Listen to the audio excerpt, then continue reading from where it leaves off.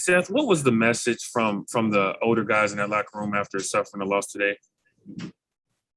They just told me that it would happen again in my career, and they just told me to keep my head up and to look toward the future. That just keep on going, and don't worry too much about what happened today.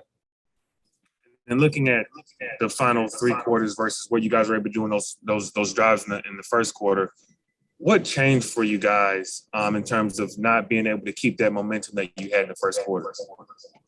Yeah, like Sean might have mentioned, we didn't really start the drives and get the first down, and we just had negative plays on first down a lot, and had a couple calls not go our way that set us back, and then we just couldn't get the drive started, and then that's what made it stall out a little bit. Evan. Seth, everyone's kind of said that this is where you guys have to look in the mirror a little bit more.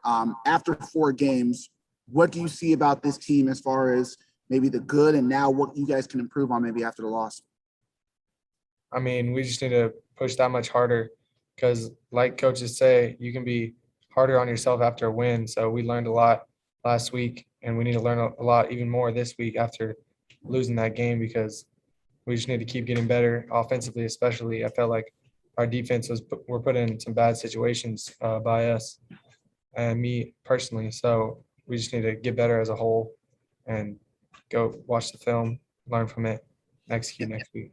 And on that note, I mean, you obviously recovered after that strip sack to throw that long pass to Calvin. So for you, is it just a case of, like you said, just kind of shake this game off and just say, all right, let's learn and just leave it in the past? Yeah, somewhat, but of course it's painful right now, to lose that game like that. Just self-inflicted wounds mainly. Mark? Sorry, Seth, along those lines, self-inflicted wounds. Can that play where you throw the ball to Rodgers and you get it down to the 2 and then you see the flag come immediately, like when you're in the moment, what's that feeling like when you complete a pass like that you think is going to be the difference in the game, but you see a flag come out?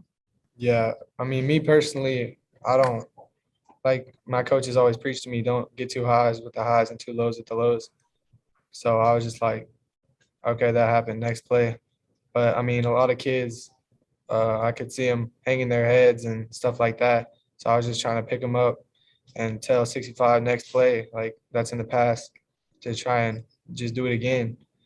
And I mean, so I wasn't